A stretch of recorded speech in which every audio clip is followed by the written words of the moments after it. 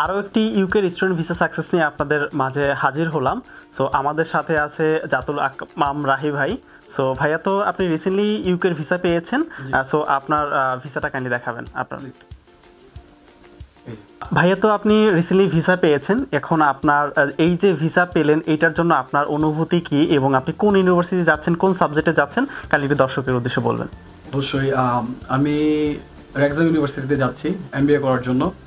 আর অনুভূতি বলতে আপনার সবার একটা ইচ্ছা থাকে যে বিদেশে যাবে, পড়াশোনা করবে, তারপরে একটা ভালো একটা জীবনযাপন কাটাবে।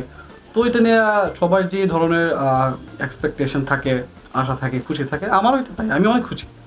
এটা তো কোনো মানে বলা শেষ করা যাবে না। আচ্ছা রাহি ভাই, এই যে আপনার ইউকেতে ভিসা হলো আমাদের সানজেনের মাধ্যমে, তো সানজেন আপনাকে কিভাবে হেল্প করলো পুরো প্রসেসের জন্য, যদি এটা বলতেন।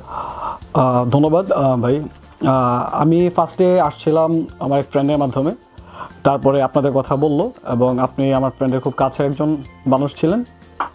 তো আমি শুরু থেকে তো ভালো সার্ভিস পেয়েছি, যেমন ক্যাশ পাওয়ার আগ পর্যন্ত যা আমার ফাইল গোছানো থেকে শুরু করে কত টাকা লাগবে না লাগবে, টোটাল যত ধরনের প্রসেস আছে সবগুলোই আমি খুব ভালোভাবে পেয়েছি।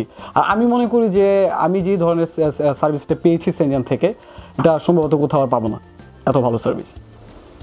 এক্ষেত্রে আপনার যে ইউকেভিএ ইন্টারভিউ অথবা আমরা যে ক্যাশ ইন্টারভিউর কথা যেটা বলি, অনেক স্টুডেন্টরা যে এই বিষয়গুলোতে খুব ভয় থাকে বা নার্ভাস থাকে যে আমি কিভাবে আমার ইন্টারভিউ দিব, সো এই বিষয়ে আপনি কতটুকু হেল্প পেয়েছেন আমাদের মাধ্যমে? ওকে, ক্যাশ নিয়ে সবারই মোটামুটি একটা নার্ভাসনেস থাকে, আমারও ছিল।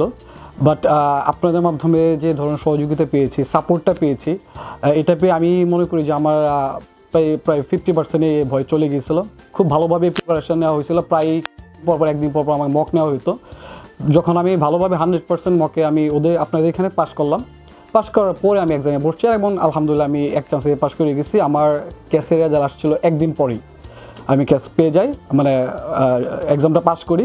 তারপরে হচ্ছে আপনার সব কিছু প্রসেসিং নিয়ে যখন আমি বিএফএসে অ্যাপ্লাই করি, অ্যাপ্লাইয়ের আলহামদুলিল্লাহ 11 দিনের মাথায় আমি ভিসাটা পেয়ে যাই। আর আরেকটা অ্যাড করবো সাথে, সেটা হচ্ছে ইউকেভি ইন্টারভিউটা আমার লাগেনি।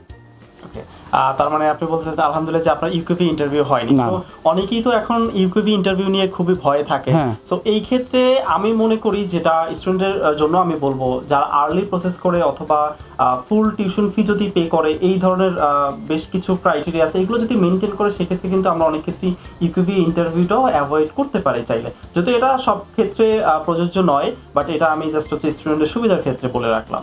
আচ্ছা রাহি ভাই, আপনি যেহেতু অলরেডি ভিসা পেয়েছেন সানজেনের মাধ্যমে, সো নেক্সট যারা উচ্চশিক্ষার জন্য দেশের বাইরে যেতে চাচ্ছে তাদের ক্ষেত্রে আপনার নির্দেশনা কি থাকবে বা তারা সানজেনে আসলে কিভাবে উপকৃত হতে পারে? আমি বলবো যে আমার যে এক্সপিরিয়েন্স থেকে, যে আপনারা সানজেনে আসুন এবং তাদের সাথে কথা বলুন, তারপরে দেখুন যে আপনাদের ভালো লাগে কিনা। আমি মনে করি আসলে ভালো লাগবে, যেহেতু আমার এখানে এত হ্যাসেল হইতে হয়নি, যার জন্য আপনাদের কোনো হবে না। আপনারা কথা বলে দেখতে পারেন, তারপর আশা করি আপনাদের ভালো লাগবে এবং ভালো কিছু পাবেন আশা করি ইনশাল্লাহ। এবং সবার জন্য শুভকামনা রইল। আপনার জন্য শুভকামনা ভাই, ধন্যবাদ।